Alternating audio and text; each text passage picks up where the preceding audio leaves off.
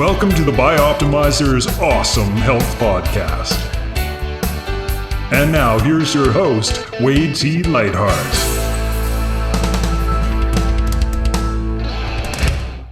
What if you could double your energy naturally without caffeine or stimulants in just 3 short months? It's not only possible, you can transform every aspect of your health if you follow the 12-week blueprint we've created for you in the Awesome Health System. The Awesome Health System is a free course where you receive a daily video lesson spanning the most cutting-edge secrets for air, water, exercise, sunshine, optimizers, mindset, and education. It's something most companies would charge hundreds of dollars for, yet you get it for free when you go to BiOptimizers.com. To access your course, register to download the PDF report called 3 Phases of BiOptimization, which gets you access to the report and daily access to the first lesson in the 12-week, 84-day Awesome Health course. Good morning, good afternoon, and good evening. It's Wade T. Lightheart from BiOptimizers with another edition of the Awesome Health Podcast. And today we're going to talk about a topic that I think affects a lot of people, and that is addiction, how to overcome it, plus all kinds of addictions. I think a lot of us, we were talking earlier with our guest today, and we suffer from either sublime or severe addictions, and they can creep into our lives in unexpected ways. And we're going to talk about that, some medical entrepreneurship. And our guest today is Dr. Jason Giles, is a board-certified addiction medicine internist with over 27 years of experience, a former anesthesiologist and addiction survivor. He combines personal experience with professional expertise to help individuals break free from destructive habits. As the founder of VHAB, and creator of the YouTube channel, Jason Giles, MD, Dr. Giles is dedicated to making addiction recovery accessible to all. He works with a wide range of clients, from executives to rock stars, empowering them to regain control of their lives through practical, no-nonsense guidance. And he joins us today from New Hampshire. So welcome to the show. Excellent. Thanks, Wade. Great to be here. Great to talk to your listeners and be part of this whole Make America Healthy Again adventure. I think this is an early output that you've got. And how refreshing for a doctor to have people interested in getting well. Yeah, it's a very interesting sea change that's occurring under the current administration led up by Bobby Kennedy. He's a member of the gym I train at here in California. I've had an opportunity to speak with him. Of course, he also suffered from addiction. And I think there is so much stigma around addictions. It's a natural thing. We're going to talk into a lot of topics. I remember years ago when I was purviewing a considerable amount of research in drug addiction, who's on drugs, and I was shocked to find out the high percentage of medical professionals who are addicted. The other element I would say, I think, relative to, say, maybe the quote unquote biohacking industry, which has emerged, is there may be addictions also occurring within this. I had often commented when I first saw the rise of biohacking, and biohacking, in my opinion, emerged out of the bodybuilding market, which I'm intimately aware of. The bodybuilders are the real forefathers of the biohacking industry. They're overcoming genetic limitations using a variety of training methodologies, nutrition strategies, and of course, nutritional supplements, and of course, this gray area, which is drugs. That got rewritten into the anti-aging industry, and now the health optimization, and people are out there making statements they're going to live to be 150, 200, 300 years old. Death is optional. That's the best one I heard. Death is optional. Yeah. So, with the assumption that death is something to be avoided. It's a definitive fear. Right.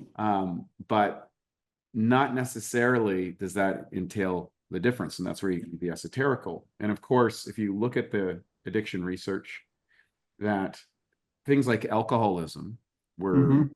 frankly untreatable until I think it was the great Carl Jung commented the only people that seemed to recover it very occasionally were people that thrust themselves into a Spiritual spiritual based experience. right. Mm-hmm. And Yeah, then right. out of that came the 12 steps, which despite its incredible proliferation and its large success, even within that structure, very few people actually overcome addictions. So I want to talk to you specifically as someone, maybe you can give a background in your own journey and why you become so passionate and such a big player in helping people overcome, which can be frankly life-threatening and certainly life-compromising aspects of addiction. So the floor is Yeah. yours. So that's awesome. What an awesome lead in. And yeah, so addiction is the most important illness in America. It's the father, or it's the seed illness for so many others. So heart disease, diabetes from overweight, all the downstream illnesses from smoking, right? Lung cancer, emphysema, heart disease, strokes, um, sedentary lifestyle, when all the things that support that, whether it's binge watching the next show or scrolling through the next TikTok video, whatever it is that keeps us from going outside and lifting weights and breathing heavy and exercising and that sort of stuff. Um, Addiction is so prevalent and so pernicious because it's not abnormal. It's actually it's super common, right? Not just in the manifestations, which I hope we get a chance to talk about, like biohacking and so forth. I hadn't thought about the bodybuilder, so that you just piqued my interest about protein shakes, right? So whey shakes are biohacking in its most fundamental form, for example. Yeah. Most of the But anti-aging medicine actually occurred yeah, out yeah, of the yeah, yeah. bodybuilding trials as Yeah, well. it's probably true. All the hormones and peptides and all Yep. that sort of stuff. Yeah. Um, but the reason it's so pernicious, and the reason that it's talked about long before Carl Jung, back to you know Dr. Rice before that, and there's ephedra they found in the pyramids. So they were using which is another bodybuilding hack. Mm-hmm. There's all sorts of things that we know that we've had substances people have used, entheogens or hallucinogens, to have spiritual experiences.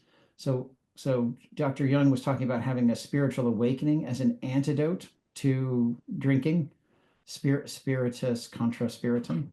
But Mm-hmm. the opposite is true also. The peace pipes and the ayahuasca ceremonies and so forth, they use substances in pursuit of higher emotional or higher so-called spiritual experiences, right? Enlightenment. And it's not just substances, it's behaviors, it's the sweat lodge, and it's the marathon, and it's the mud runners, and it's all, the runner's high itself, which we used to think was opiates, but it's probably anandamide pathways, probably most of it. So we pursue these peak experiences, these flow experiences, because that's when we're learning the most, and that's when we're the most present. And they're marked by a cascade of 6 or 7 neurotransmitters, a lot of which are, or versions of which are, commercially available.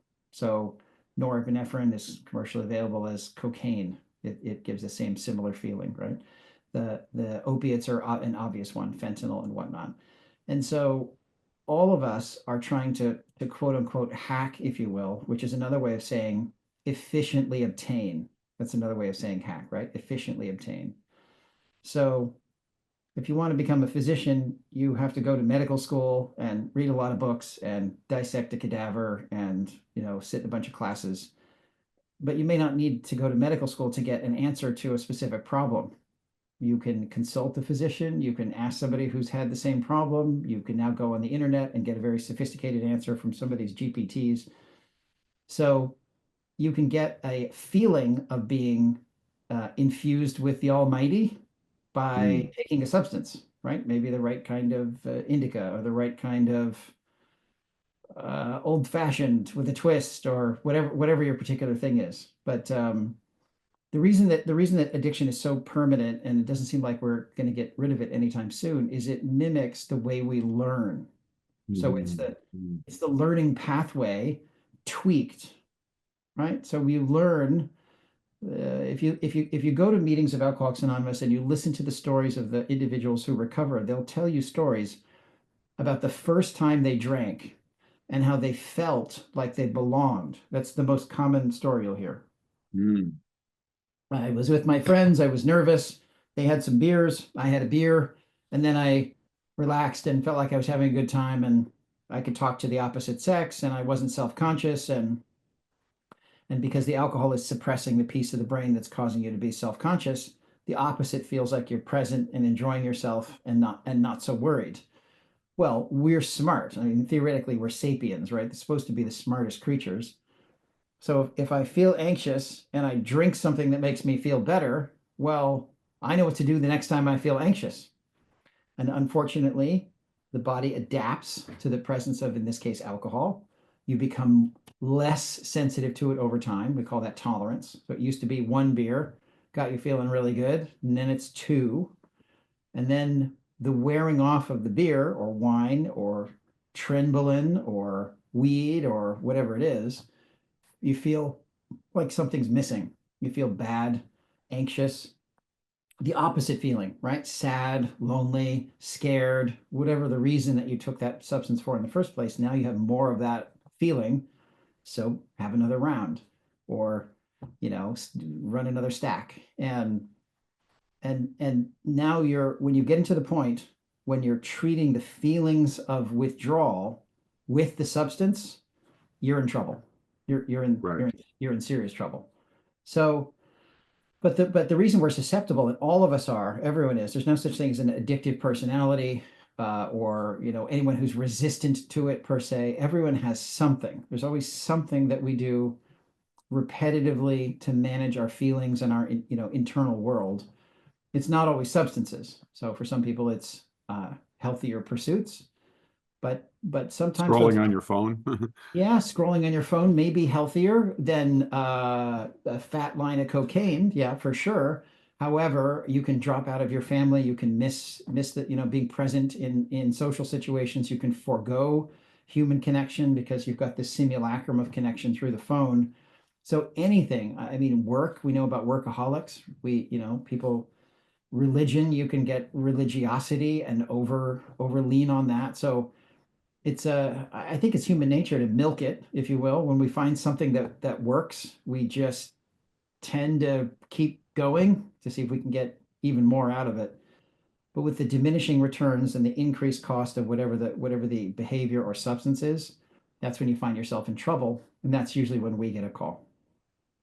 I'm curious, coming from the medical background and having your own addiction, like so many people you'd think, well, the medical field, the medical persons, people educated in this thing. Number one, there's an overt familiarity with pharmacopoeia way above and beyond, I think, the general population. But there's also a comfort with it. For example, most people who are with opiate addictions got their first hit from a prescription, and which is obviously having massive sociological consequences here in the United States and around the world as people move to street versions of that. How prevalent do you feel addiction is in the medical community? Maybe you can speak about that from your own experience. Well, let me update the understanding a little bit about the opioids. So the statement that you just made, which is people start with a prescription opioid and then move to something from the streets if they develop a dependence or an addiction to it. That was true up through probably 2013. I was just in the American Society of Addiction Medicine national meeting last week, just last weekend in Denver. And what we now know is the most common way that somebody who develops a opioid use disorder starts opiates is actually from the street. It's from other drugs being laced with opiates, and then they keep going to their supply, or are they going straight for it? No, the method of use has shifted from injectable to inhaled. They're volatilizing the tablets and crushing them on foil and smoking the inhaling the smoke that comes off of them, chasing the dragon, so to speak. And so that's perceived as a relatively safer method of using. It is, compared with injection, it is not safe to smoke fentanyl. But the exposure that and it's mostly young people are getting initially now is not from it's not from a prescription and then they can't get any more. Wow. That ship has sailed. That probably peaked in 2008, and it hasn't been the case at least since 2013. Wow. Thank you for the updating correction. That's great. So I heard about this fentanyl and I get it from a friend, and these are safe. We know it's okay, and we had it tested, and that's how, which is all that second part is not true. It's just you're dealing with drug dealers. So the question about the medical profession. So what we know about substance use disorder is it does not discriminate, right? So it is a equal opportunity pain in the ass, and you can't be too smart to get it. You can't be too dumb to get it, or too successful, or too poor, or too tall, or too Republican, Right. or too fresh of an immigrant, or you can't. There's no protective influence or causative influence that's substantial. Even family history, only about half of people that go on to develop a problem with substance use disorder have a family member, first degree or second degree family member with the problem. So you're not immune if one or both of your parents had a substance use disorder, and you're not doomed if they both did. So there's just variability all the way around. And so when you look at large populations, the current prevalence of substance use disorder is probably around 20% nationwide. So about 20%. Is that adults? Yeah, but is that just relative to like pharmacopoeia, or is that also including these other areas that may not be so obvious? Exercise addiction. I'm talking substance. Just Yes. Okay. Yeah. So sugary foods that are damaging you and creating heart disease. Nope. Not talking about obesity or tobacco or any of the ones that are, or caffeine, any of that stuff. We're talking about alcohol, prescription, and illicit drugs. Wow. So that's 1 in 5 people. But if you were to just, from your experience, expand into these other addictive realms, what would you guess? I think you have to look the other way and say who does not have anything? Who is right. the person you would say, wow, that guy never goes to excess, or the other way, which is anorexia or minimizing or avoiding behavior, that sort of stuff. Agoraphobics, or people who won't, hermits. I think there's something there too, probably. Well, what would you say is the differentiation between, say, occasional recreational use or occasional use to maybe habitual use to okay, now we have a full-blown addiction? What would be the discernment between those? You've just described the 3 stages, right? The 3 stages are fun with problems, and then just problems. That's a great designation. I like that. Could you say that again for listeners? Fun with problems, and then just problems. Right. Yes. Another way I heard it said the other day is I heard a guy say that he drank in order to handle social situations, and then eventually just got rid of the social situations. Right. But kept drinking. So it's another way, just a sort of basket of similar ways to say the same thing, which is a man takes a drink takes a drink, and then a drink takes a man. So it's kind of that idea of being pulled into the bottle by it's not the alcohol doing that, it's the body's response to getting used to the alcohol being around. So we adapt. If you add all of that, if you add people who have and listen, we'll get some of the audience will be angry if I say that extra slice of Sara Lee pound cake is the red line that you cross. It's each person has to make the assessment for himself, but I'll say this, you probably know, right? So if you're soothing your feelings with a half a gallon of mint chip ice cream because, something bad happened at work, that's probably maladaptive behavior, right? You're trying to drown your feelings in Baskin Robbins, and it's not going to work, and you're going to feel bad afterwards. But in the moment, while all those fat and sugar calories are going by, and that congruent feeling of nobody loves me, but at least I've got my ice cream. That feeling is the Right. hook. That's the hook, Yeah. right? The downside, the consequences are the weight and the shame and the all the stuff that comes with it. So, but that thing is a cycle, and not to get too spiritual about it, but there's a bit of a redemption cycle there also. So if you transgress, then you can be redeemed. In bodybuilding, you have, right, pizza cheat day, and then you hit it really hard the next time you go back. And that, Yeah. now listen, that is normal human behavior. There's a version of that Yes. that's not abnormal at all. And in fact, if you only are, just to lean on the bodybuilding metaphor a bit, if you're only cutting all the time, you can't get to your, peak shape, because you need the raw materials, Yeah. you Yeah. need the rest, Yeah, and you'll it's go actually nuts. You'll go crazy. the practice was developed and was advocated a large in part by actually a former coach of mine, Scott Abel, who actually strategically put it into place for bodybuilders, particularly that were advanced and were maintaining what would it say, a sub-healthy percentage of body fat. The conditions for bodybuilding success Oh, have double body fat digit. levels. Yeah,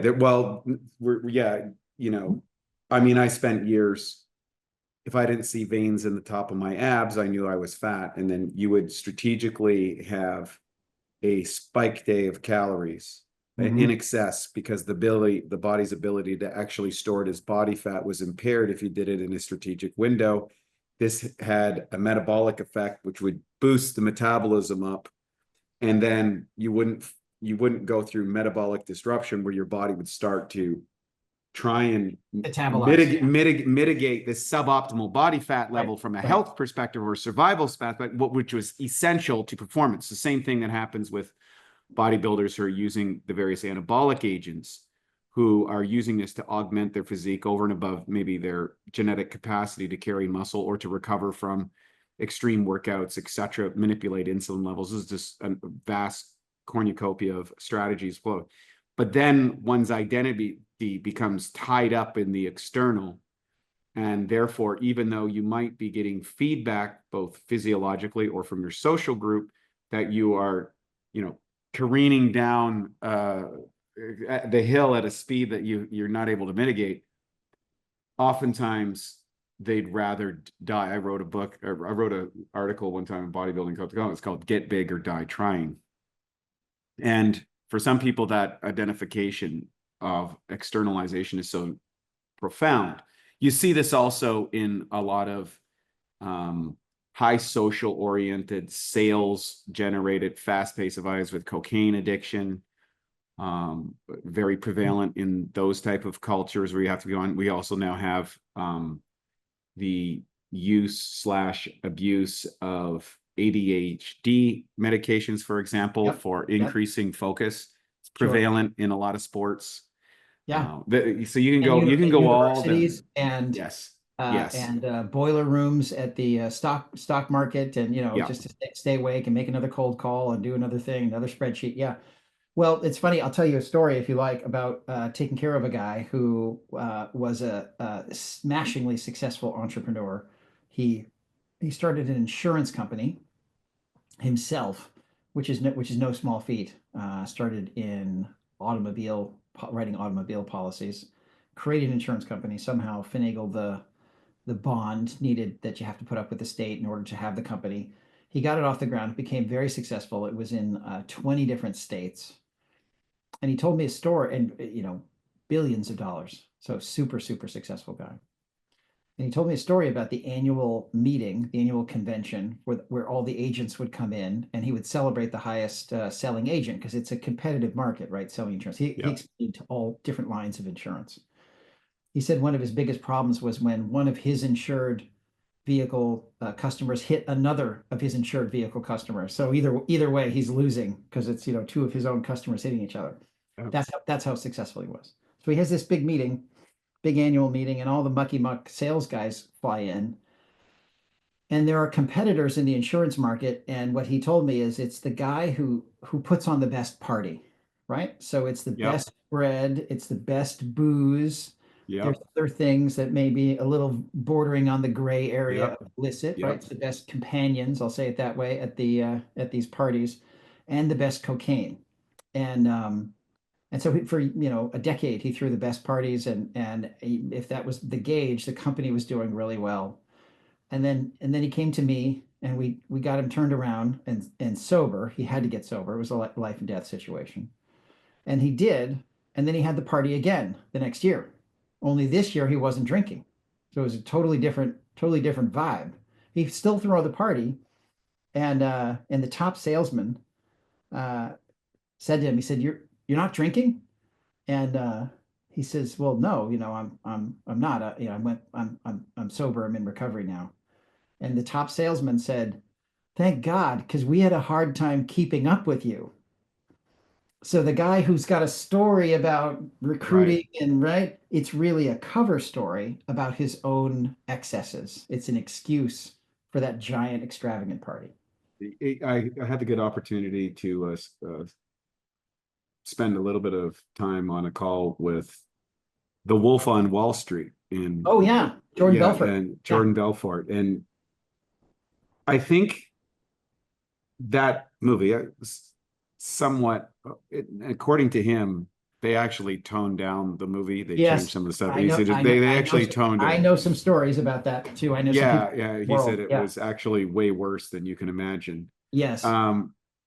And but when you're in a social reinforcing culture like that, with all the accoutrements that go with it, and you see this in the professional fields, you see it in the sales fields, you see it in the sporting world, you see it in the entertainment industry. Oftentimes, the people who are the most celebrated are socially reinforced in these circles, and it kind of looks like everything's win. You're like, it looks like you're winning. It Yes. looks like this is normal, and that Yes. you've got a handle on this whole thing, and it's just part of the culture. We're blowing off steam. We're having fun. We're making connections. Whatever it happens to be. Rock star, movie star, athlete, whatever. Yeah, one of my friends is Sugar Ray Leonard, and he tells a story. But before getting sober, Ray's been sober a long time now. He said he went to the movies. It was like Sunday movie with the kids and his wife, Vern, and there's 50 people with him at the movies. Right. That's when he realized, What am I doing? This is out of hand, right? Just going to the movie with the kids involved, right? The bodyguards and the guy to hold the thing with get the all that stuff. And it's yes, the entourage, as it were, does want to keep the guy in the middle on his heels and sick, because if he comes to and realizes what's going on, usually the party's over. Yeah. At the same time, not we want to keep him alive. Make sure that they don't go. So they're sort of rescuing him and crippling him at the same time. Yeah, yeah. So what is that key identification point for people when they move from the position of, hey, it's fun, it's part of my work, it's part of my professional nature, to this is disrupting my life, maybe, and then where is that tipping point where someone says, oh geez, I think I'm addicted and I can't get away from this? It's a peculiar problem because you have to decide for yourself, right? You have to decide for yourself. Now, you may have accumulated lots of evidence. So your family may be giving you that look, right? Your partners at the firm may have had a conversation with you. You may have had, as they say, a nudge from the judge if there's been some legal actions.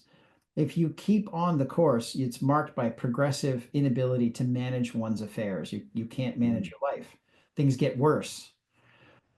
And hitting bottom, as it were, is when your life gets worse faster than you can lower your standards. Because we've all adjusted our standards. Oh, well, that's okay. He's got another game, or oh, that's Yeah. okay. I get some sick days, or Mondays are not my best day anyway. We make excuses for Mm. why we fall short in our commitments. But when you just run out of room on your excuses, and so it's the guy at 2 a.m. in the mirror looking back at you, and you say, well, what are you doing? That's when you know. And so I don't think there's this concept, and listen, I'm a bit of a heretic.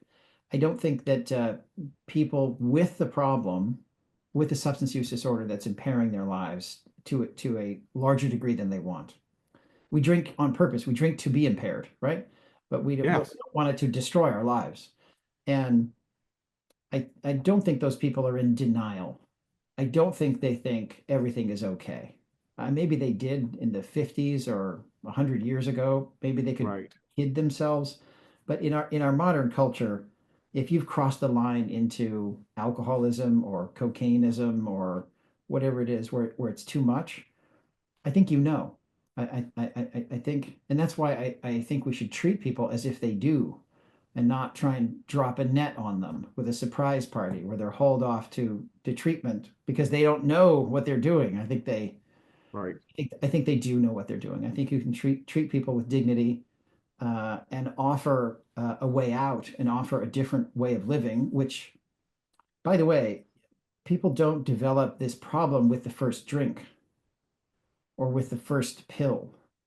You'll hear people say, "Oh, first time I had this, I was off to the races." But there's always something else. There's some antecedent experience or substance or something on the progressive way before they slide over the edge. And it takes usually a while. So the natural history of alcohol use disorder is 15 to 20 years before you're having this conversation. 15 to 20 years is 15 to 20 years. It's and- shorter for women. Yeah, because the alcohol beats up on them more and they're more susceptible to it. But it's 15, maybe as soon as 10 years, maybe as soon as 5 years, but it's measured in years before you go, wow, I've lost a lot. I need to do something different. The opiates are much faster because of tolerance. You're looking at a question of weeks sometimes, or months, or short years before. Are you kidding? This is totally out of control. The stimulants are even quicker. So because what categories of the stimulants would you be referring to? amphetamines, cocaine, those are the big ones. Yeah, the stimulants. Maybe ketamine. You could put maybe ketamine, but that's a different which kind seems to expanding in its popularity right now. I've noticed a profound amount of people within my sphere of influence. So people know using ketamine and things like that. Yeah, it's more common, and watch out because it wrecks your bladder. That's a nasty little surprise that you get this stiff, rubbery bladder and going to the bathroom every half an hour. It's not a good result from ketamine, and it's quite common. But it takes a time in order to develop this problem. It takes a time for your life to grow around the alcohol. It takes time before you've cut ties on your other management strategies for your feelings and let go of the stuff that keeps you upright. So when you stop drinking, you got to go through detox, and that's a sort of medical management piece. But then you've got to figure out how to live life without managing your feelings with Sailor Jerry or some pre-roll or whatever it is that you're using to get by from day to day. That's the harder part because it takes so long to hit tilt. It takes substantial amount of time to put things back, not just to where you started. You can't really go back to where you started because the learned system is still in there. You can't erase it. You know how to ride a bicycle, so it's still there. And learn a new system, which is when I feel sad or scared or lonely, I do this, right? I pick up the phone, I text my crew, I go outside, touch grass, the kids say, I exercise, I take a nap, I get to sleep. There's CBT, spiritual approaches. There's right, take my medicine that the doctor gave me. There's all sorts of different ways to deal with this, but they take time to get good at. We're terrible at these things when we first get sober. So it takes a while to establish these new healthy patterns.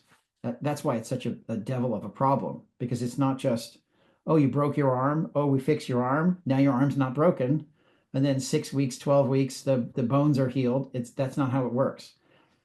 Because it takes 15 or 20 years to go, hey, Wade, and where you have that wake up conversation, it doesn't take 15 or 20 years to unwind it, but it's going to take some time. You have to be patient. Makes total sense.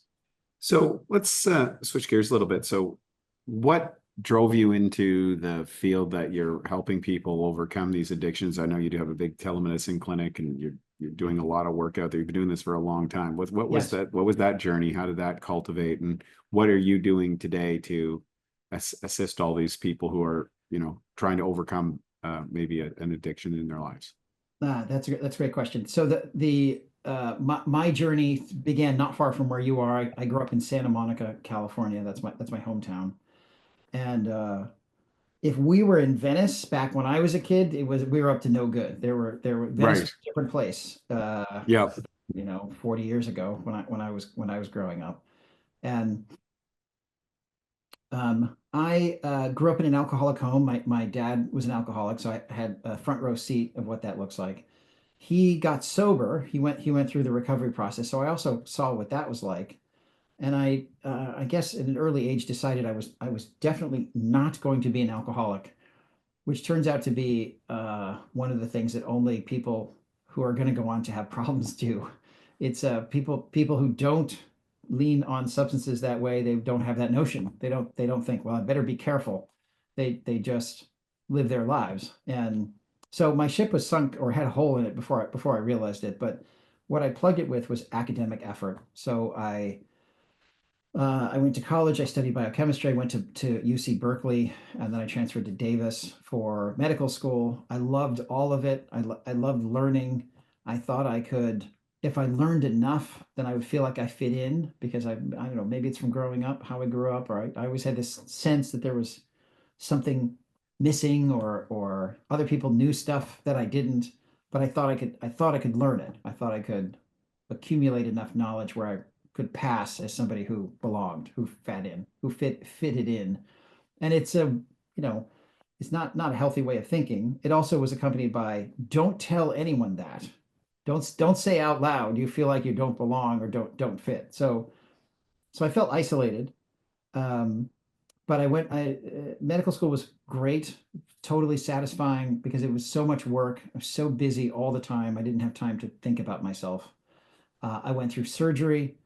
I switched to anesthesia because it was fascinating, and it was a time when the chairman of the department had recruited me into the anesthesia department. So I felt desired. I felt like I belonged, and the complexity fit well with me. Right? It's all people with all surgeries and all medical problems, and that XYZ box of complexity was perfect for me. Was perfect. I'm fascinated with the field of anesthesiology for the simple reason you're there obviously to alleviate the process of Discomfort. going through of surgery, etc., and Yes. whatever the nature of that might be, or extreme pain from an accident or whatever. But Sure. you're essentially taking that person right onto the edge of death. Yeah, they're awake sometimes, but they can't feel their leg while they're having foot surgery. So you put part of them to sleep, or just their eye if they're having cataract surgery. You don't have to knock the whole person out, just a little bit of something so they're not anxious, and then the eye's numb, and you can have your cataract removed and the lens put in. Sometimes it's brain surgery, and we wake the patients up for brain surgery so they can tell us which parts of the brain they're monkeying with, or where to put the electrodes, or which piece is safe to take out. And patients are awake during surgery on their brain. Wow. Yeah. Wow. Crazy. Sometimes we'll do a replacement of the whole aortic tree, and those are the blood vessels that go to the brain. So you can't stop blood flow to the brain unless you're ice cold.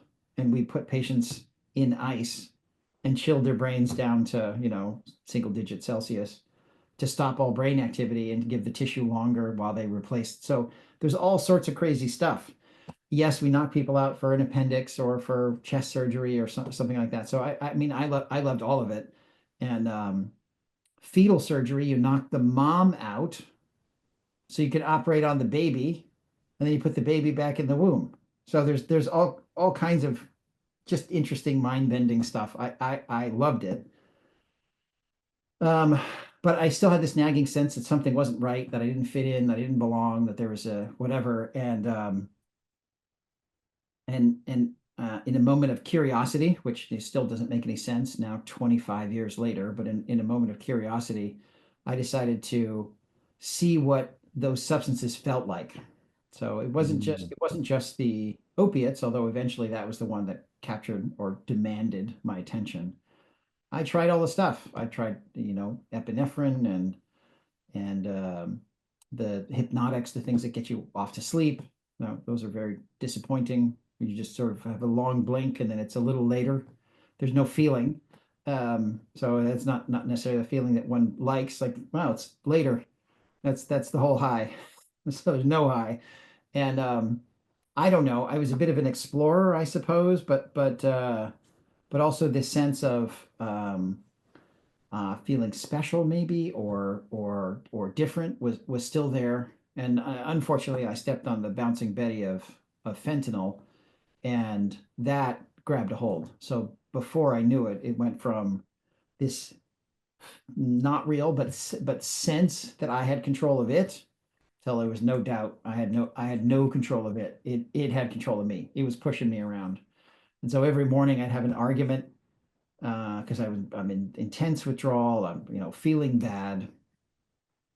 And I would say I just have to get through today. If I just get through today and don't use it, then I'll be fine. And I could get through not using it while I was at work. My pattern was to use it right after work. As soon as the case was done, as soon as everything was okay, my shift is over, time to go.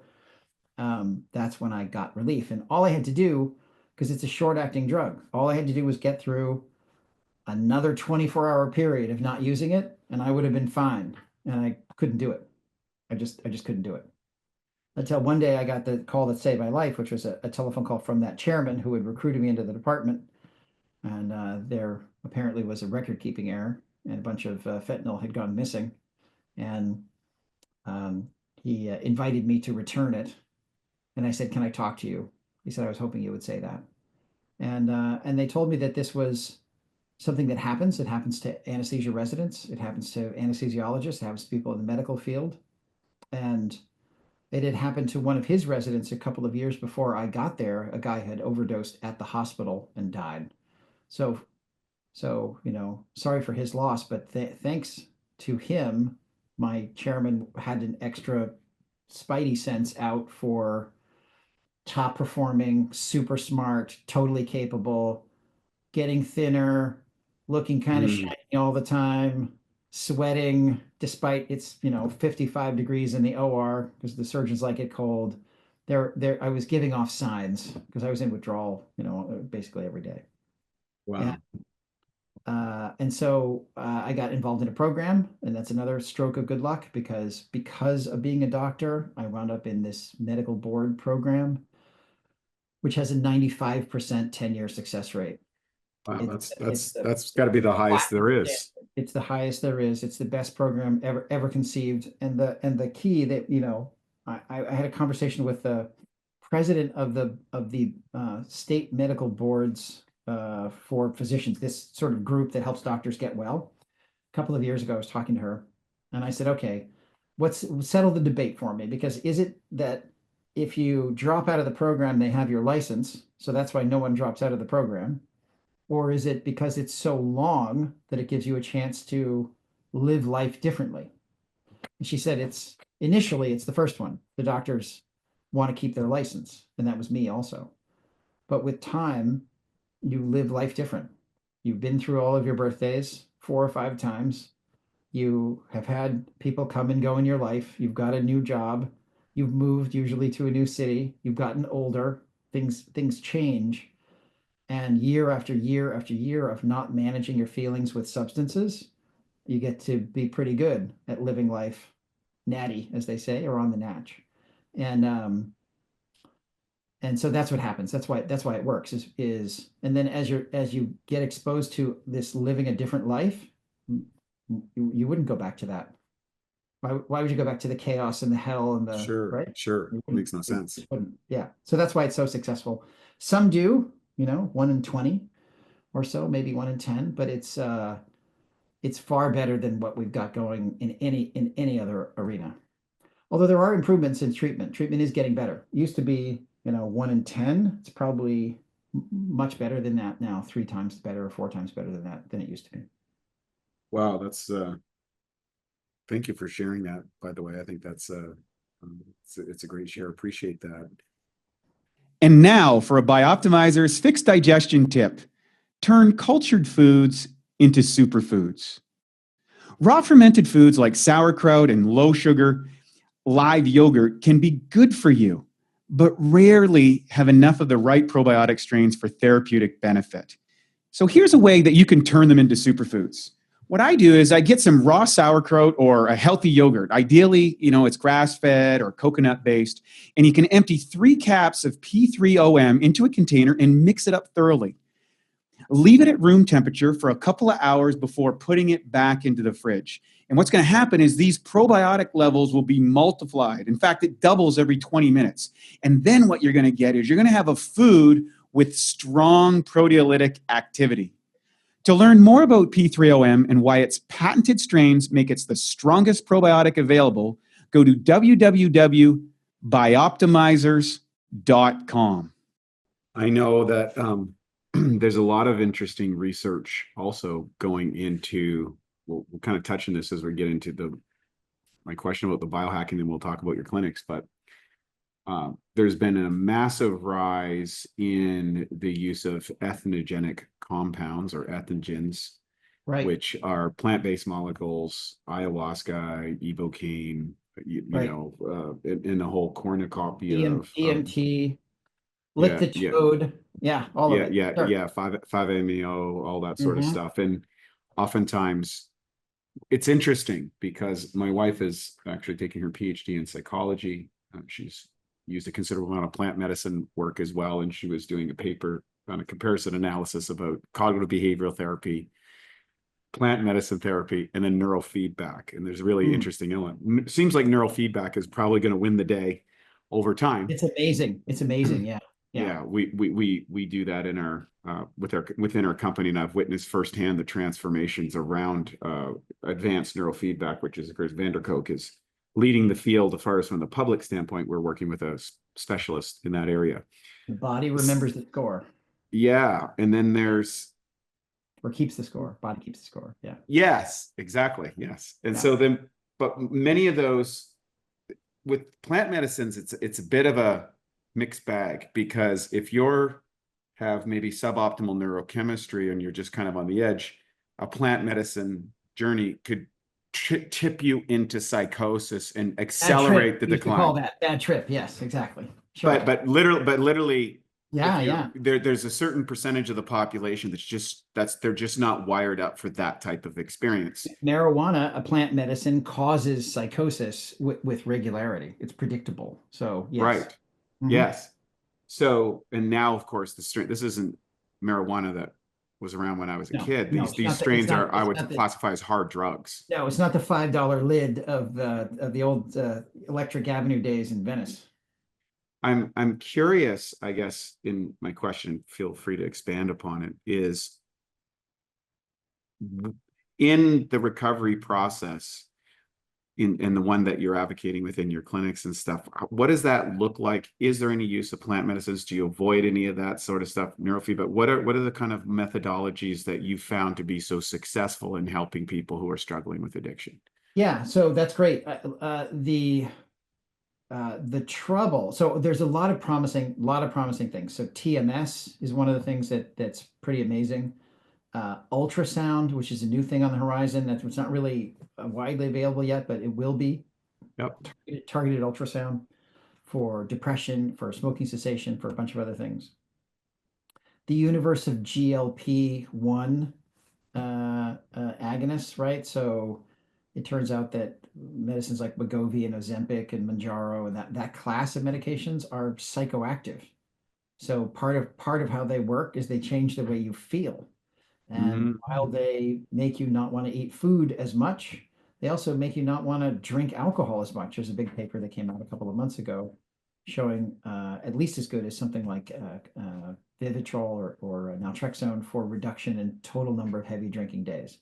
So people aren't stopping on average, but they're drinking less from this peptide.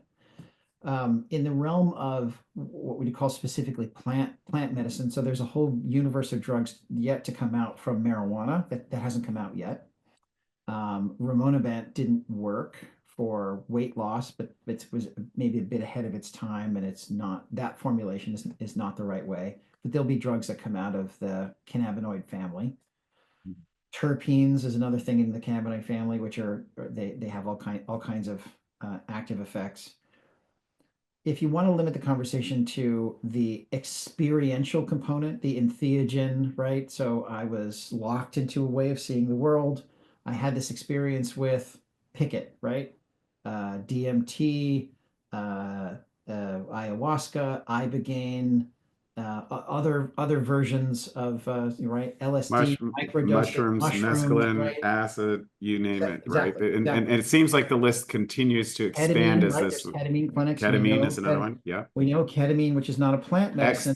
Ecstasy, even which was And the originally a FDA therapeutic. trials, yes, drug. they were voted down at the FDA last year, the MDMA for PTSD, but it'll come back around. You know, they'll take another bite at the apple. They'll figure out some other things. I don't think it's dead.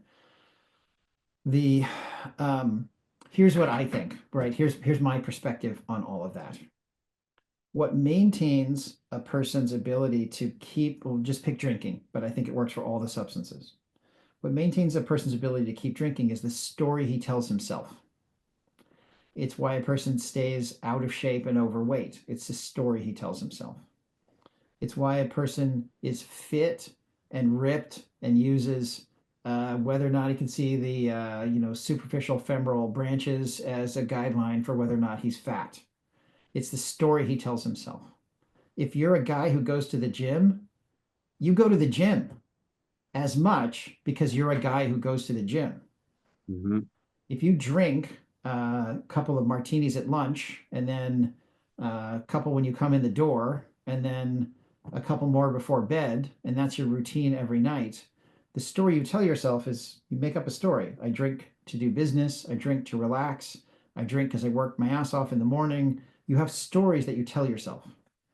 It's very hard to break those stories. To a certain extent, what we're doing is trying to re-engineer the story that you tell yourself. Wow, I don't have to drink every day. Wow, I don't have to take Xanax every day. Wow, I maybe I'm still a pothead, but I don't have to smoke weed every day or vape on the weed vaporizer every day. And so the break itself gives you a chance to maybe tell yourself a different story.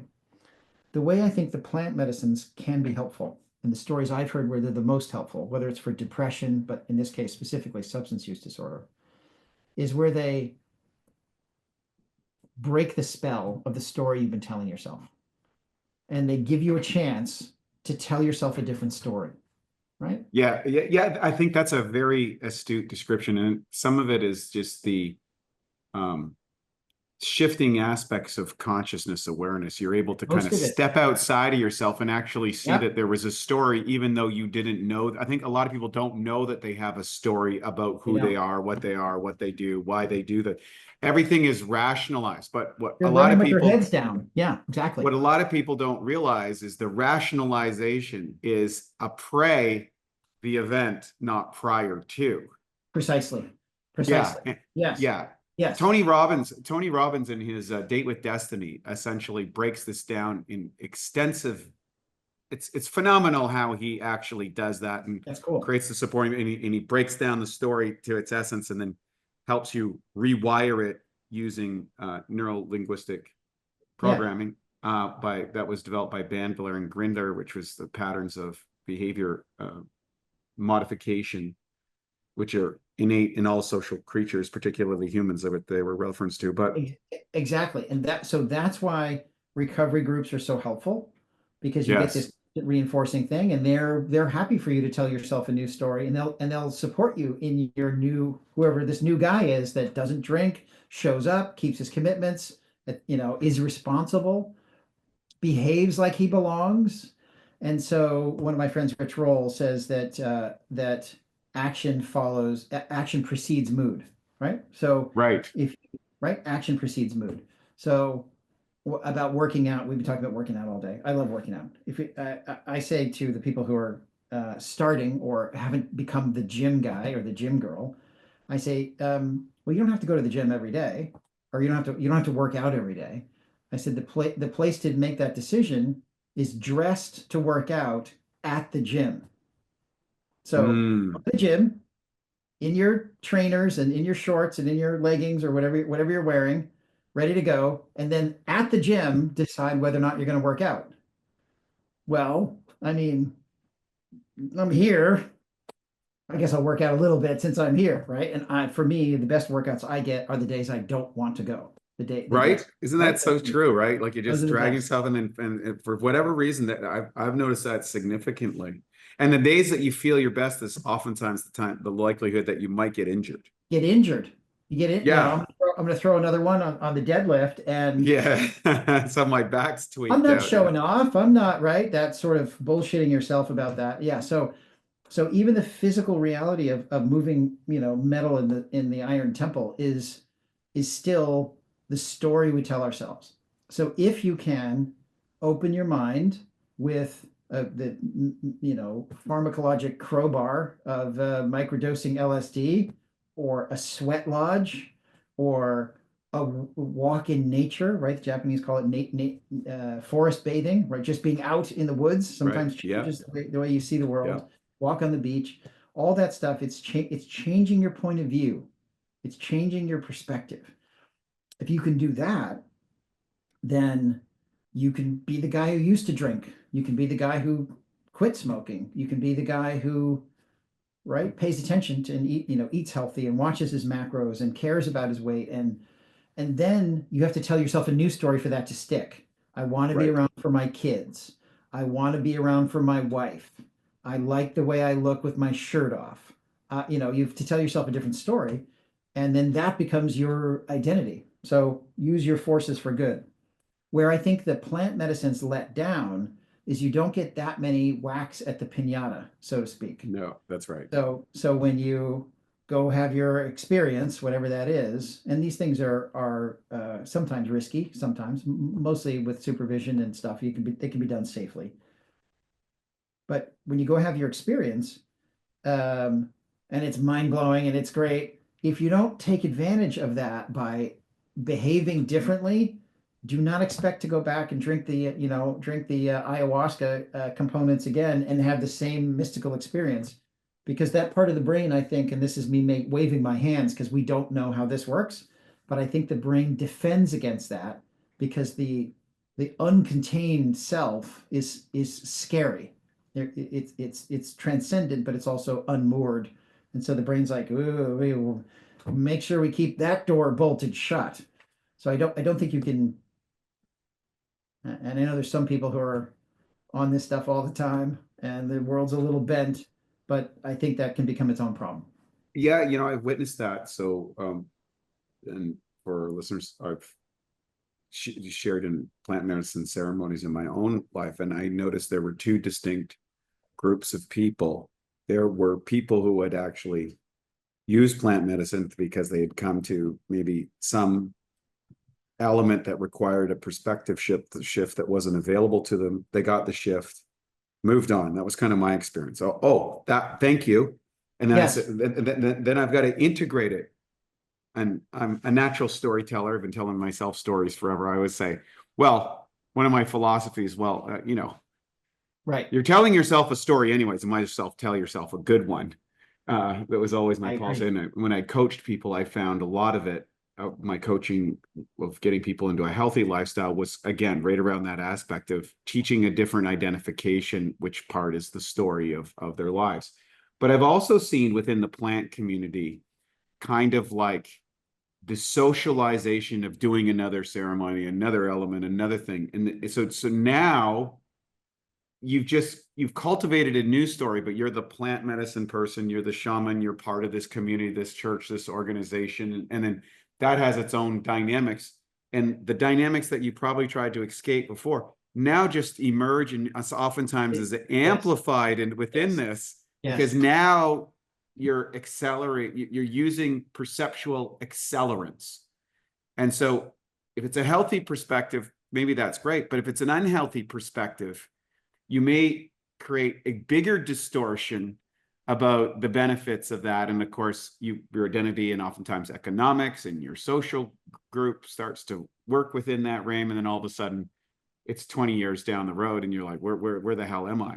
So how does your program per se, identify and differentiate from maybe some of those methodologies that people are using that's giving you such greater results? So, I suppose in some ways I'm still an anesthesiologist because I look at the detox problem as one of receptor management and just like emergence from a chemical poisoning. I think of it that way. And there's no moral dimension. There's no, you stick to yourself and there's no right. I don't think you need to practice suffering. I think there's a lot of that we see in the general medical field, but sometimes even in the substance use disorder management field, like, this will teach them a lesson, that sort of thing. That's completely counterproductive, totally counterproductive. I mean, you wouldn't say that to someone who fell off the roof, roofing and broke his arm. You wouldn't say, well, should let that hurt for a while, teach you not to get back up on the roof. It'd be stupid, right? That you would not say that. And yet we hear it all the time as if we could influence somebody to change their behavior by them being more miserable. So that's a terrible approach. But although I do see it, like, what are you doing here? This guy's miserable and needs more help. So it's important. I think we have an opportunity. Detox itself can be an art. Anything can be an art. And we have an opportunity when people come in scared, feeling bad, overwhelmed. We have an opportunity to meet them where they are. The language they understand oftentimes is very basic. It's an animal language of, I'm terrified. I can't stop throwing up. My head feels like it's going to, split open. I have such a terrible headache, and so forth, depending on what the symptoms are from the substance they're using. And so we use pharmacology and frequent checks on the patients in order to help them feel as good as they can, as quick as they can. I think that's the better approach, because what happens is they relax a little bit. And what they really need, they need the detox, of course, so that they can get through it safely. But that's not what they really need. They really need to, all the stuff we've been talking about. They need that insight into their behavior patterns. They need to know what it is in their life they probably need to get away from so that they don't keep repeating the same activity. And if you can't get them comfortably through this early stage, they won't stay. And if they don't stay, they don't get the good part. They don't get the lasting benefit. Nobody wants to come in for detox. So it's a necessary evil, or it's a necessary ordeal to go through. We make that as comfortable as we possibly can. And the way we do that is, maybe because of my background, I'm not afraid to use these medications. And so neither is my team. And we're super responsive. That's the other secret ingredient, is we're very much involved. It's not we can't get the doctor on the phone and you're waiting to get another pill. We're very responsive. So usually within minutes, we can give a response to the facility. And then because of this, I mean, look, you and I are a country apart, we're a continent apart, and having this intimate, deep conversation about real honest stuff. And this vehicle turns out to be very good for honest conversations in this space. It has a weird kind of intimacy, but also distance at the same time. Yeah, it's a very interesting meeting. Yeah, but we're face to face, and so we do that with the patients, and they really like it. It makes the conversation safe because it's at some remove, but also they can see the response of the person talking to them. They can tell that this is not a cookie cutter, just stamping the form and moving on kind of conversation. Everybody that works with us Most of them have been through it or have family members have been through it almost to a person in the company. And so they understand, and they're part of this big mission that we're on, which is to MASA, right? Make America sober again. That's what we Right. do. And so there's we have a lot of fun watching people discover themselves, right? Watching people get their dignity back, watching people get their footing, get their hope back. So we get a front row seat to that, and it's the best. And the more we do it, it's, maybe this is an addiction. The more we do it, the more we want to do it. The more good effects we have on our treatment center partners, and we have fortunate enough to work with some of the best in the country. We want to keep doing that. We want to keep having a bigger effect.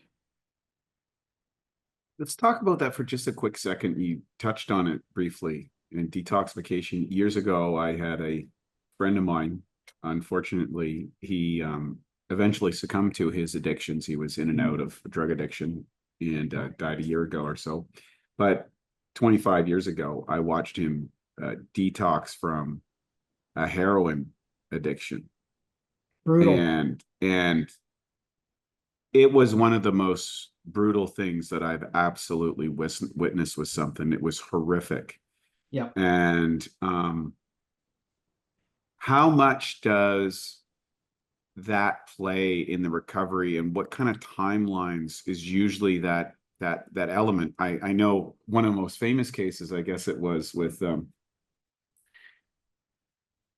Jordan Peterson in his confession recently, where he was benzos, put into yeah. with benzos, was put into a medically induced coma in Russia. Yeah. And he said it was coming off that was beyond the conception of hell. Hell would have been worse or better. He'd rather go to hell. Yeah. So and what is that like, and how does that differ, and how important is it to be able to, when someone is addicted and now, even though they might be suffering from the consequences of that addiction in their life, the detox period can seem like a progressive, hopeless element that's like, it's just, I just can't get through the uncomfortability of it. What is that like, and does it vary between different drugs and different people? So yeah, it does. I mean, the dangerous ones, the ones that you could lose your life detoxing from, are alcohol and benzos, as Jordan Peterson was on, and that has to do with the way they work. The ones that are probably the most notorious are opiates and cigarettes. Those are the ones that, tobacco, but cigarettes and vaping now. You're not going to die quitting smoking, but if you don't quit smoking, it will eventually get you. It's the number one cause of dementia is cigarettes. And vaping is so new. We know it's at least not better. We know it's not better for you than cigarettes. The reason cigarettes are so bad is because it's pernicious, right? Nothing bad happens if you smoke another day. Doesn't seem like, right? You're not going to get fired from your job, probably. It's one of these bouldering problems. Cocaine. One question on that. Because there's two fields in the tobacco world that have differing opinions. There's the chemically laden forms of tobacco, and then there's another segment that is using, which was a traditional process in some of the Native American communities, of using tobacco as a form of medicine, largely part as a receptor delivery system, I think, into people's chemistry. Although, and then there's derivatives of people using it on a volcano, et cetera, to kind of create stimulation without some of the contaminants. And I remember looking at Dr. Koch's work back in the day, where he could only find a couple cases of lung cancer in the 20s, but then in the 1950s, they introduced all of the other chemicals that started to be laced within tobacco. So I don't know enough about this. Where does that fall between those two areas? Or well, nicotine is probably not dangerous. Nicotine as a stimulant, as a work focusing tool, as a anti-fatigue tool, probably fine. Probably just fine. I don't think I can't point you to a long-term nicotine harm study. Nicotine, the molecule. The problem is the delivery system. So Right. nicotine in chewing tobacco causes mouth, throat, and stomach cancer. It's just 1-to-1. It's just black and white. If you use it long enough, you're gonna get cancer. Is that too for the little pouches that people are So these using? Like, pouches that are out there, I don't. yeah, So the pouches that have a little bit of mint leaves in them and yes. And just so menthol. people, the reason I'm Yeah, interested for this yeah, is because this is raging in the biohacking community about the right. benefits of cognitive health and nicotine, but It's they're probably using all these okay. various, they're using all these The variants and Zyn delivery patches, yes, agents. yes, I know. Listen, I don't want to be a representative promoting the Zyn patches, but Right. or pouches, but of the things out there, it's probably not the worst, although we don't know all of what's in there, and Philip Morris owns the Yeah. Not a great history. they don't have a great record with the right, even with yeah, so Well, they're pretty much involved in everything that's highly addictive and yeah, not good for you. They're yeah, pretty Ritz much crackers, yeah, Ritz their RJ their Nabisco, brand I know. strategy is create addiction. There's a great book by Eric Schlosser who wrote Fast Food Nation and the development of these chemical plants in the 1970s to reduce food's satiety factor that would lead Yes, to overconsumption because they yes, basically divided up the market. So now we yes, just got to get yes. people to eat more. And that's the delineation of where we had the explosion in obesity. There's a great scene in a show called Breaking Bad, which is famously Right. about methamphetamine, and the guy, Mr. Chips goes bad. But one of my favorite scenes is one of the later seasons when they're at the food research lab in, I think it's Germany is where it takes place, and it's all these executives, and they're tasting the new versions of I think it's salad dressing or something.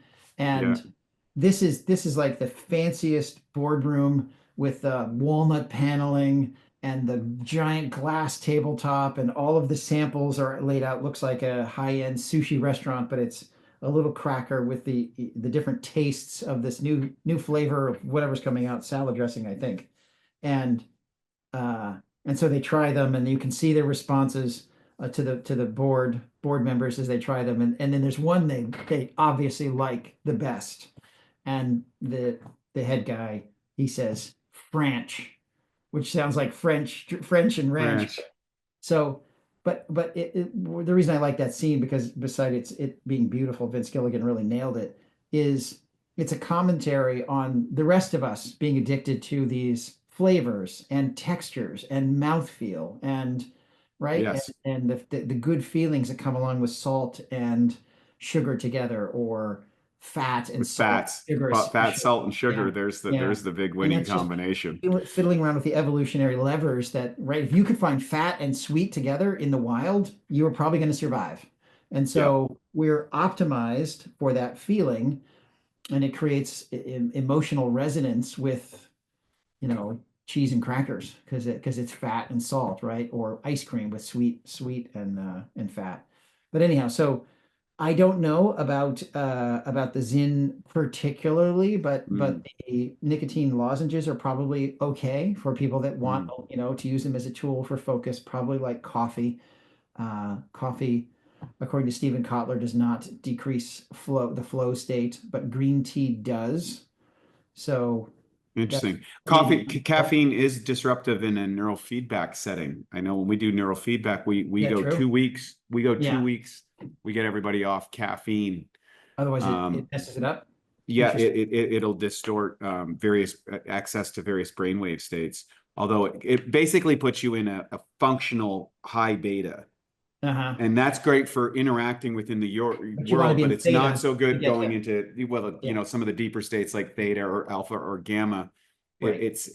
It could be suboptimal for those. It's definitely suboptimal for those accessing And those what brain about states. nicotine? What do you find with that? Nicotine actually, it turns out to be an enhancer of a lot of the elements, particularly if you're doing deep work and focus on a particular waves where you're, in a obviously you're putting you enter into various alter states of consciousness that can be pretty profound and extreme. And I'm not sure what the mechanism is. I'm not I'm not, but I've used both for and against. Now, if you go to traditional meditation philosophies, most of them are against the use of nicotine, and they may be preventative of maybe the more advanced states of cognitive refinement. But again, so who knows? But if We're learning. if you read the guy who did, theoretically, so goes the story of the journal of the guy who discovered coffee in Africa. He observed the goats nibbling these berries on the bush, and they got really excited and jumpy. And he boiled Right. the beans, and it tasted terrible, but it helped him focus on his prayers. So the 5 times a day Muslim prayer. So Yes. I think the poison is in the dose, maybe with that. Depends on how much you're using. I think that's a good advent. I think the devil's in the dose Mhm. for almost everyone, which is going to be variable. And of course, that's the art and science of application, which of course there's no premium level than anesthesiology. You're dancing on the edge of death I'll right give you the there. secret if you want to know the secret. The secret is We definitely want to know I'll the give you the secret. secret. Here it is for all the listeners, is you give a little and you see what the response is. Because you can always put more in, but you can't take any out. So Well, it's that's small, frequent doses. That's the key. funny you should say that, because I was talking with a friend of mine a few weeks ago in Austin. And I said, the problem, I said, the problem with stimulants, I find, is that when you take the stimulant and get the beneficial effect, you go, I want a little bit more. And at some point, a little bit more is too much, but then it's too late. That's right. That's it. That's it. That's very well said. Yes, exactly. So nicotine, we don't want to forget that, but it's not the one that most people are worried about, but they should pay attention to it. Cocaine feels terrible because the way it works, and coming off cocaine feels terrible because the way it works is it forces out all of the dopamine from your nerve terminals, which is the signal for this is awesome. It's a signal for this is important. This is relevant. Dopamine is not the feel good chemical, it's the salience chemical. So dopamine spikes when something good happens, dopamine spikes when something bad happens. It spikes when the refrigerator motor, which you had not been listening to, clicks off. You're like, oh, I guess the refrigerator just clicked off. Because you get a dopamine spike from that. And I don't know anybody chasing that dragon, right? I want to be there when it goes off. So it's not the feel good chemical, but it is the this is important chemical. I can do this chemical, right? It's the anticipatory dopamine spike. That's what I call it. I call it the chemical of anticipation. Yeah, that's it. That's it. And you see this in high achievers. I got to Sure. hit the next goal. I got to hit the next margin. Yep. I got to hit the next Yep. rate. The next I got to hit the pay, next whatever thing, it the is. next Yep, rank, yep, the yep, next status, the next yep. paper, the next certification. And I see. I know, and thank God, right? Because that's probably one of the things that made us successful as human beings. But when you take that away, which is the absence of cocaine, what you get is I'm stuck. It's never going to be any different. There is no horizon. There's no hill to conquer next, and that frustrated boredom feels like depression. It feels terrible. Yeah. There isn't much to do about it, unfortunately. There's some things we do, and acetylcysteine and gabapentin can be helpful, and a little sedative can be helpful just to let time go by. The best thing you can do for coming off cocaine is eat a high protein, especially high in tyrosine diet, because that's the building block of the dopamine, and you want to have plenty of those things so that the stores can be rebuilt. The other thing is it takes some time because the nerves after the synapse, the postsynaptic neurons, are beaten up. So they've been flogged by the dopamine, and part of how they work is they sort of crimp up and get inured to it. So even when they get resistant to it, and so even when the normal dopamine's back, it can still feel like flat and boring and no excitement, and you just have to get through that. If you'll get interested in other things, and exercise helps also because it increases blood flow and helps just get all that stuff turned over. Cocaine withdrawal is not going to kill you. Nicotine withdrawal is not going to kill you. In fact, it's only 3 days to get off nicotine. Three days, and then it's gone. And so if you still want to smoke after the nicotine's gone, it's a short-acting drug. So the half-life, it's gone. And the effects are gone. So if you're still smoking after 3 days, after you quit for 3 days, it's just as a brainwashing. That's what Alan Carr would say it. It's because of your habit, routine. Oh yeah, he had the How to Yeah. Quit Smoking book, right? Yeah, it's not your it's not nicotine withdrawal. Even at 48 hours, it's nearly all gone at 48 hours. It's mostly Wow. habit. It's just habit. William James Yeah. called it second nature, right? So you've built this thing. Well, when I get up and I have a cup of coffee, I have a cigarette. The story you tell yourself, right? The story. Amazing, amazing, amazing. Thank you for So those insights. opiates feel terrible, but you're not going to die. Mhm. Some people can have so much diarrhea or they can have so much vomiting, they can get Yeah. dehydrated, get Oh arrhythmias. yeah. So it's not nobody. It's not nobody, Yeah. The smell is awful too. but This it's the almost body's nobody. yeah. Yeah, you wish you were dead, maybe, but Yes. you'll get through it. Right. Opiates, you'll get through it. Benzodiazepines, sedatives, and alcohol, you may not get through it. So the way they work, if you think about evolutionary drives, if you think about what gets us out of bed and gets us away from whatever's pursuing us to make us dinner, we need to reproduce. We need to get food food and water so we can survive, and we need to get safety.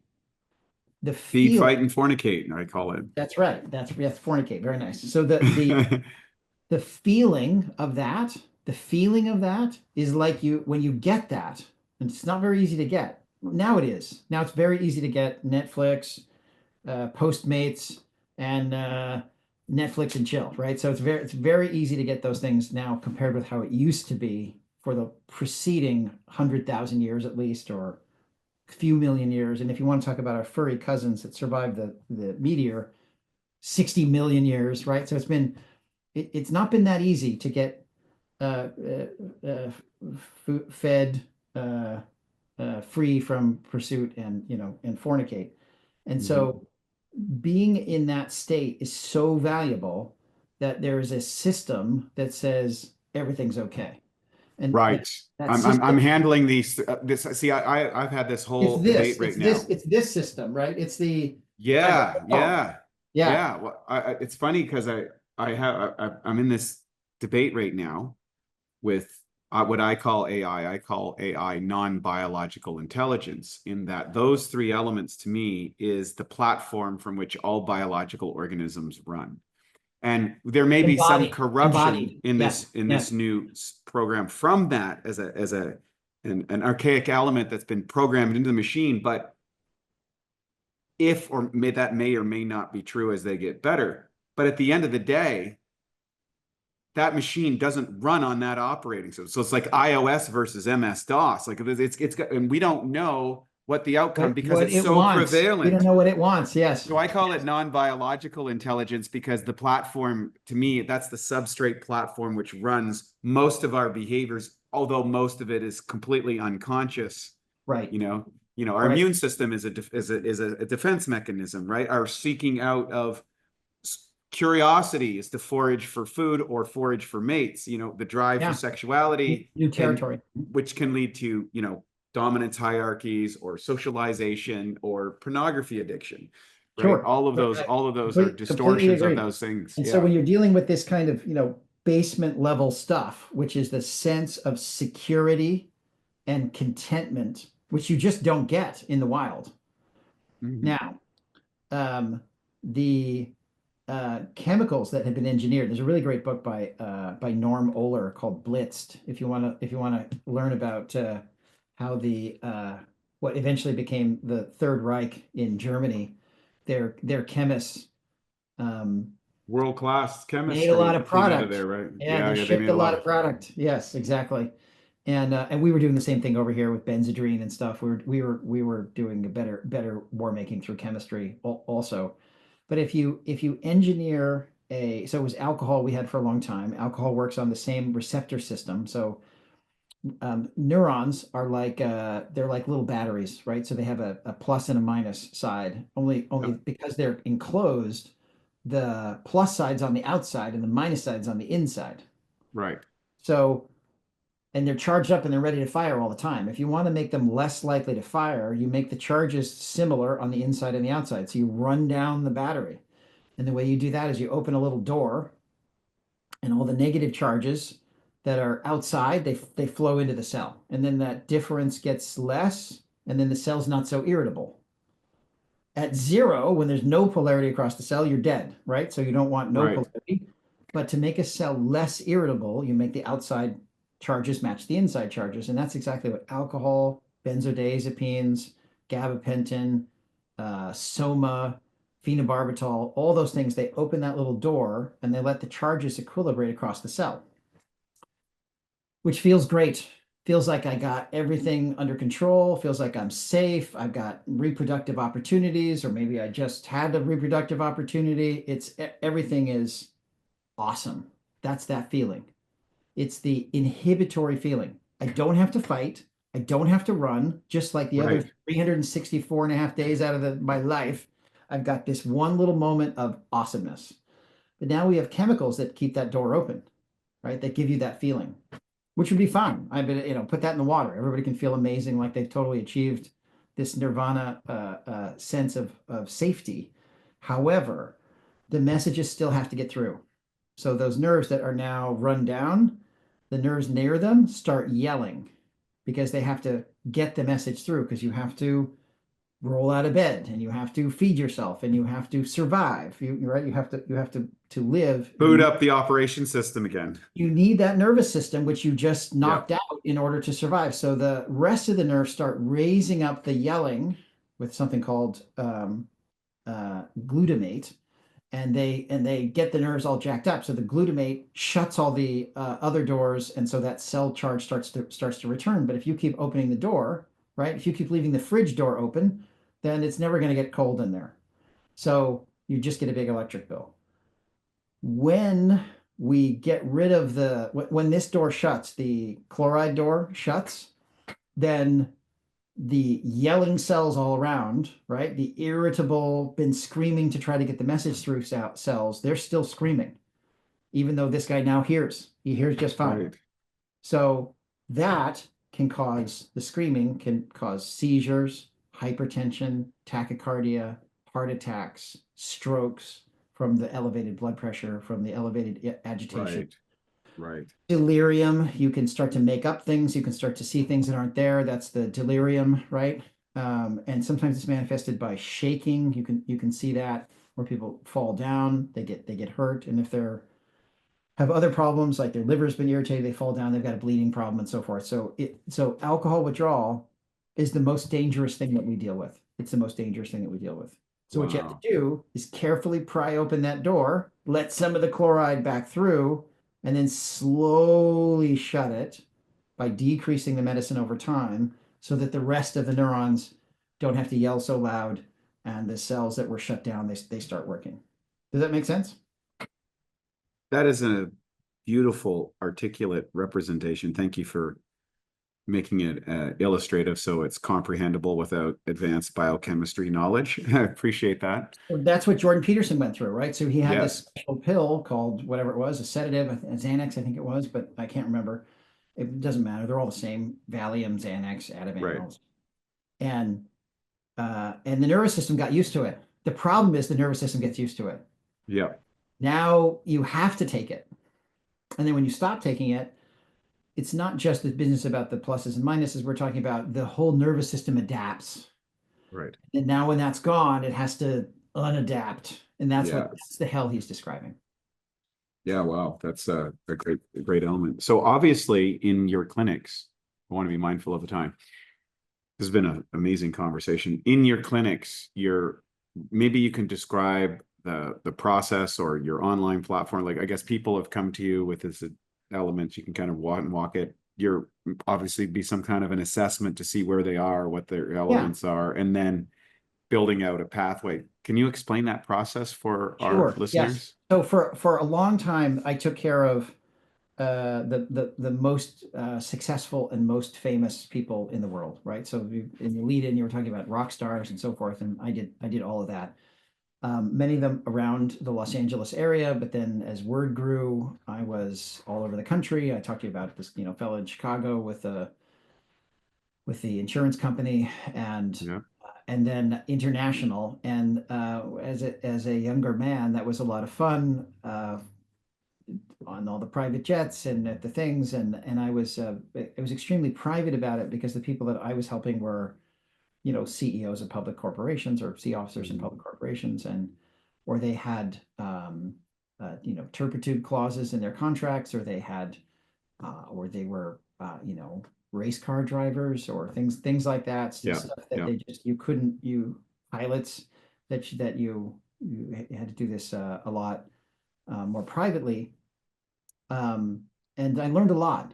I took my own experience being this professional, and I applied that to them. And so we had these long-term programs, and helped a lot of people, and secondhand helped a lot of people because their companies survived, or they were able to complete their production, and people were entertained by these amazing movies or television shows or all that sort of stuff. Very satisfying. But then when the lockdowns came, there was a spike, if you remember, a spike in fentanyl deaths, a spike in alcoholism, pretty much everything, drinking at home, pretty much everything, right? Everything. And they had that, right? Church was closed, but the weed shops were open. The bars were open, but you couldn't buy seeds to plant radishes in it, right? So it was a topsy-turvy time. And there was a huge spike in demand for addiction treatment services, and it was very difficult to get them because of all the precautions and of all the people didn't want to travel and go places. And so then the Trump administration did that whole element with the telemedicine opening up, right? That got implemented, and I think that just was awesome because it had not gotten across states. Was a big problem. All the restrictions off. They took all the restrictions off. And that might end up being one of the most transformative aspects in accessibility of proper healthcare, particularly for people in rural areas, social. I think it's a lot of people don't realize. I've seen so many people now that are using all of their medical insights from great people cross state or cross country or across the world. Now they're accessible, which I think is awesome. Back when I was a baby doctor, we had a little of this in, at the university. This is 30 something years ago. They're working on robotic surgery where the surgeon could be in one room and the robot could be doing surgery, or transatlantic hernia repair and stuff. Very esoteric stuff. And what you would get with this sort of thing, where you have a TV screen and synchronized audio with broadband, was you get the specialist. So a nephrologist who can't get out to the rural, far away. It's a 3-hour drive, and it's same for the patients to drive into the clinic, and it's too disruptive. And really what you need is the wisdom and the expertise of the nephrologist, not him listening to you with a stethoscope. You need right. And so that's what it was back 20 plus years ago. What for a minute, I mean, my father-in-law is 89, has heart issues. He has a pacemaker and so forth. He has visits with the cardiologist. All of the stuff is telemetrically uploaded. He can read the pacemaker because it comes with a thing, and here's what's going on. The battery life is this, and here's when we need to change it. And so it turns out there's a lot of things that can be done this way, collecting data on the side and then bringing the wisdom. My kids went to online high school. They went to online high school at Stanford before the pandemic, before all the lockdowns. And so I knew that you could get a spectacular education with community, with making friends. Their friends are all over the world now. And that was a terrific experience. And they had pursuits, baseball and ballet. So it let them have time to do that. So I knew you could convey really important information. And I thought, well, this is pretty important information, how to manage detox. And so I connected with a local treatment center, and I said, hey, what about this? And because their wait times were too long, it was too hard to the doctors didn't want to come in. They didn't want to see the patients. And I didn't really want to either, because I didn't know what was going on with all that being exposed and maybe bringing illness into the treatment center. So this solves all those problems. And we held our breath and jumped, and just to see if it would work. And it turns out that not only does it work, but I think the patients prefer it. The other thing is you can be there right away. So these funny cases where it's like, I'm not really sure. I mean, I'm hearing this, but I'm also hearing this. Can you put Wade on, right? Can you just can I just talk to him? And they're like, yeah, I'm sure, no problem. And we're like, what's going on? I'm like, oh, well, my whatever. And then we get to the heart of the matter very quickly, rather than, well, I can see you next Monday at 2 o'clock Right. downtown. That's when I'll be in my downtown office. And then you've got a, 90-minute drive and so on and so forth. And so the immediacy and then the expertise. So a lot of these facilities, they didn't have somebody who has spent his whole career working on this, and so it's really fun for them watching the patients do better, and it's less expensive than having somebody around, and it's faster. So yeah, it's something like, I'm going to the American Telemedicine Association meeting next weekend. It's down in New Orleans. I So this can't is believe they're actually going to attend it. It seems kind of ironic. the whole thing. I know you go Right. I know that is ironic, right? Very funny. Um, but it's big, right? It's big. There's tele-nursing in the ICU now. So you're pushing the button and the nurse can come on the screen and see, oh yeah, no, actually housekeeping will be there with you in a minute, or code blue, right? Yeah. So being able to make those determinations on the fly. Um, Something like 2/3, a little less, but around 2/3 of behavioral health care is still delivered this way. This is here to stay. This is not going away. We've No, been able to reach so many more people. correct. The fentanyl, some good news, the fentanyl deaths, it's still horrific, right? Every year there's now something like 80,000 deaths, but it's down from 100,000. So That's there are great. fewer. That's great. Some people say it's because the pandemic bump is waning, but I think a lot of it has to do with our ability to reach people. So we're reaching more people with Suboxone, with opiate problems. We're reaching more people for detox. The on ramp back in once they leave treatment to come back, because we can stay in contact with them after they leave, is much shorter. Right. So it's just a feeling, but I have a feeling that we're making a big difference. All the telemedicine providers that are doing this. Yeah, you're able to cut the time down to, adverse disassociation from the friction of actually going and getting treatment or following up. I was on my way to the doctor, but I ran out of time. So hell with it. It's too far away. I don't feel it. I'll just stay at home. Like all of those little, Yeah. time, Exits. Yeah. There's a all book. those little exits. You close the Yeah. loop on those. So There's a book from a couple of years ago called "The Patient Will See You Now," and that's awesome. it's the idea that we come to them, right? We come to them at the treatment center, but for the patients that leave treatment, we can stay with them, we can see them. So it depends on where they are, which state they're in, but we can continue to connect with them after they depart treatment. And they don't need very much medical care, but when they do, it sure is nice. They don't have to, okay, well, the reason I went to treat and start over at the beginning of the story, there's continuity, which Yes. is enormously helpful. And time efficient, which is a great thing. In doing so, can you share with people? I'd like to get essentially your best statement about your facility, where it's available, how to find out more, who's it for, and how do they get access to you? Sure. If you want to see what's on my mind, probably the best way to see what I'm thinking about is my Substack. So it's Dr. Jason Giles on Substack.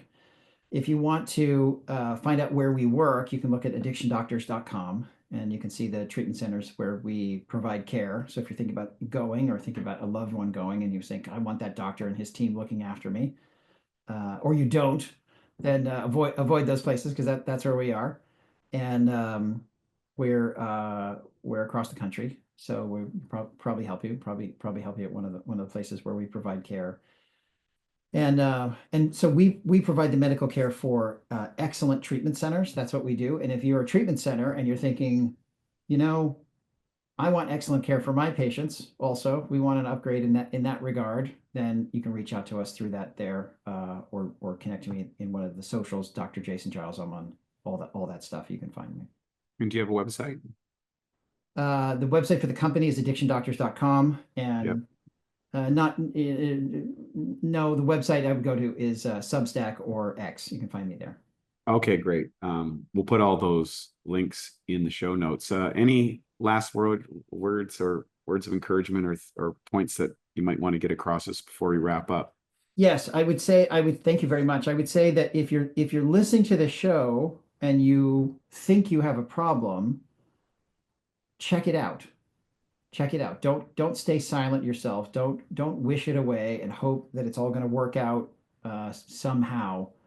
Sing out, raise your hand, and whether that's with your primary doctor, the doctor who you have a relationship with that you can talk to, or with your clergy member, your priest, your pastor, your imam, your rabbi, or whoever it is for you.